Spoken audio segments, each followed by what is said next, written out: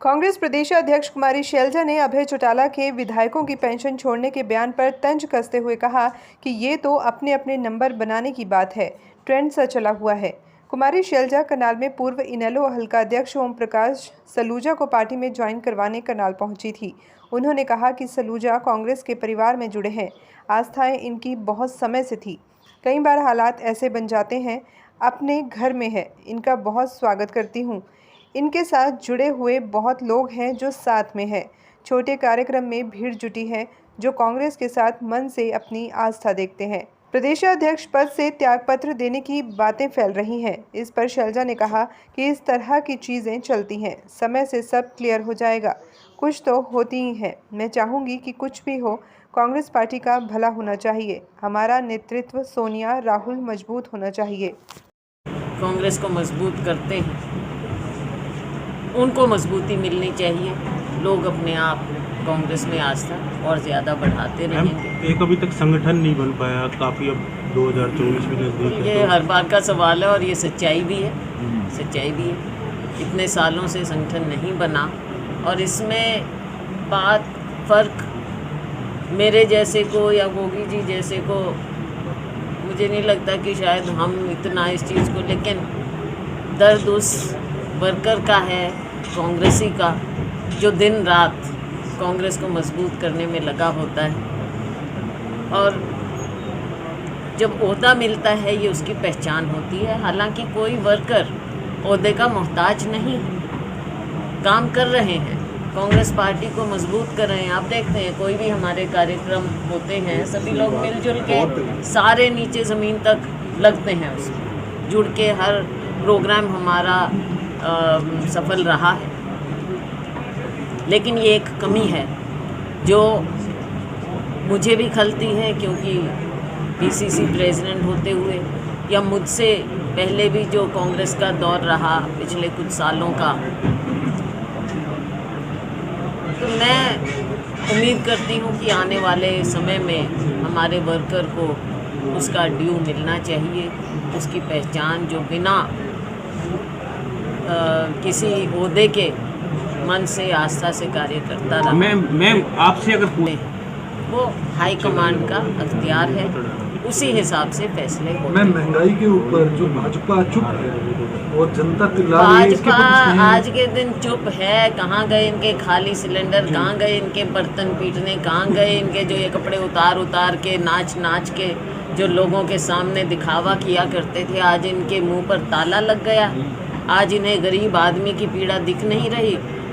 माननीय प्रधानमंत्री जी भी या इनके अनेकों नेता, मैं माननीय मुख्यमंत्री जी का नहीं कह सकती, क्योंकि मुख्यमंत्री जी तो उस समय मुझे नहीं लगता कि एक्टिव राजनीति में थे, लेकिन बाकी भाजपा के लोग बताएं कि इसका जवाब तो दें। लेकिन आज के दिन क्योंकि हम यहाँ बैठे हैं, करनाल में सीएम सिटी है, तो यहाँ तो पता नहीं आपको दोहरी नहीं तिहरी नहीं, पता नहीं कितनी मार पड़ रही है।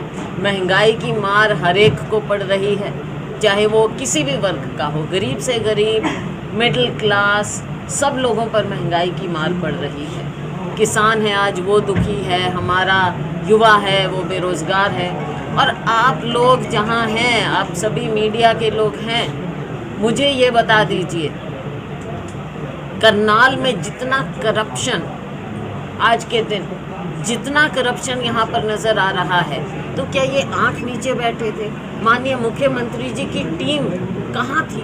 इतने साल से आप यहाँ पर यहाँ के प्रतिनिधि हैं, सीएम का अपना वो है, तो ये तो मैं समझती हूँ जैसे पहले कहा करते थे वैसे कहने की बातें होती थी, होता तो कहाँ है, लेकिन कहा जाता था कि जो मुख्यमंत्री कह रही हो तो पेरिस बनवा देंगे, यही कहा जाता था। पेरिस को तो चलो भूल जाओ, लेकिन यहाँ पर जो कार्य होना चाहिए था ना, आम नागरिक के लिए कुछ हो रहा है। और करप्शन जिस कदर करनाल से उठी है, इतना बड़ा स्कैंडल है ये। एक दो छोटी मछली को पकड़ने से कुछ नहीं होगा, बहुत बड़े स्कैंडल हैं, पूरे हरियाणा में फैले हुए हैं।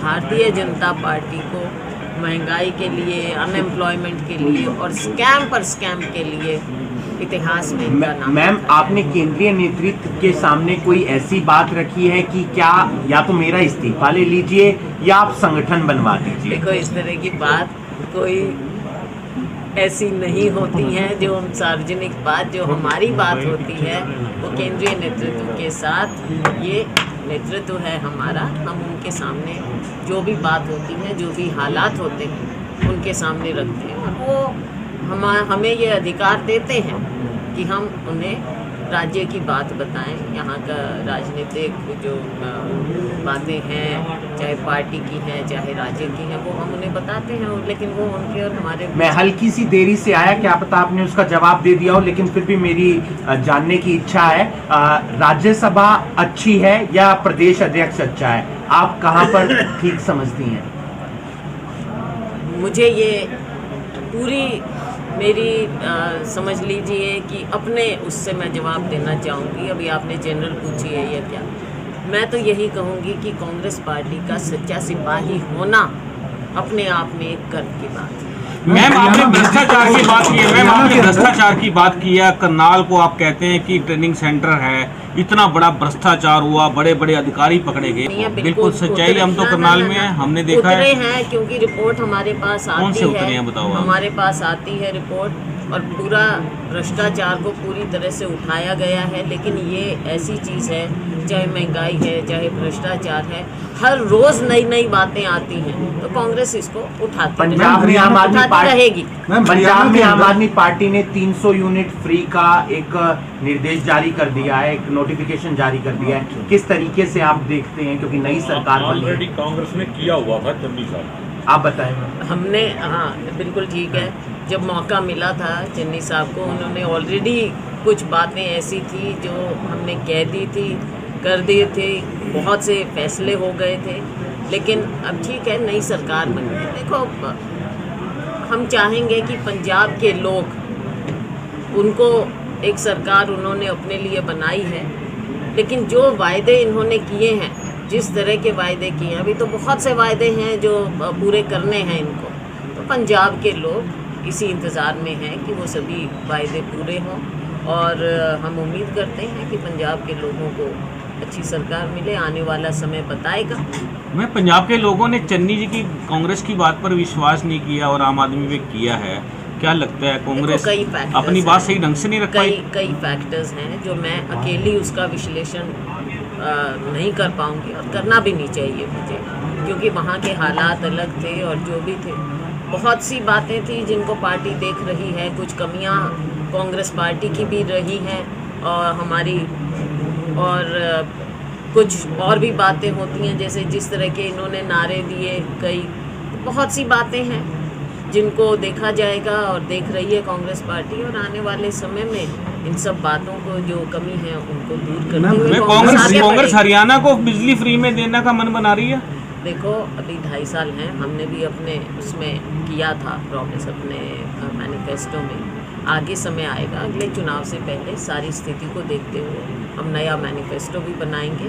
और ख़ास तौर से मैं ये नहीं कहती कि केवल बिजली की बात है, डोमेस्टिक की भी बात होती है, एग्रीकल्चरल की भी बात होती है। सबसे बड़ा मुद्दा होता है बेरोज़गारी का, महंगाई का, बहुत सी बातें हैं, गरीब का, मिडिल क्लास, एजुकेशन, बहुत सी चीज़ें हैं। सबको सही ढंग से लोगों के सामने रखना कांग्रेस पार्टी का आगे समय में ये ध्येय होगा, ताकि लोग जो देख रहे हैं आज के दिन भारतीय जनता पार्टी सरकार में, इन सब चीज़ों को दूर करके अगली सरकार कांग्रेस की बने, हम सभी लोग उसकी ओर।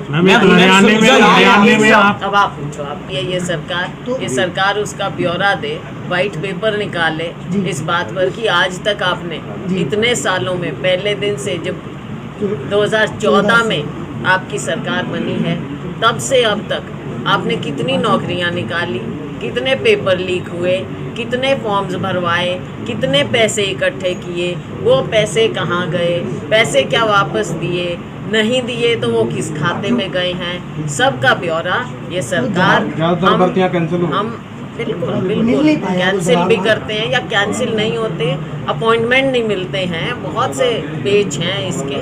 तो सरकार को इस पर white ma'am, paper ma'am Karnal में हरियाणा के DDP अंदर कर्जा जो है कांग्रेस के समय में लगभग 66,000 करोड़ रुपए था और अब कई लाख 2 लाख करोड़ से प्लस हो गया। इसके बारे में बढ़ता हुआ नजर आ रहा है। बहुत सारे लोग जा रहे हैं कि चलो आम आदमी पार्टी से क्या पता टिकट मिल जाए। वो हरियाणा की राजनीति में आप किस तरीके से एक बदलाव देखते हैं? मुझे लगता है आपने जवाब खुद दे दिया है। बहुत से लोग हैं जिनकी अंदर से महत्वाकांक्षाएं होती हैं, तो वो अपनी महत्वाकांक्षाएं पूरी करने के लिए कभी किसी पार्टी की ओर झांकते हैं, कभी किसी पार्टी की ओर। अब टिकट जितनी जो जैसे ये प्रॉमिस कर रहे हैं, आगे समय बताएगा। एकदम देखो थोड़ा लगता है जैसे हमारा पड़ोस का राज्य है पंजाब, लोगों को एकदम वो लगा, लेकिन अभी 2 साल हैं, 2.25 साल हैं, असलियत सामने आएगी, पता चलेगा। सरकार चलाना आसान भी नहीं होता, आने वाला समय बताएगा।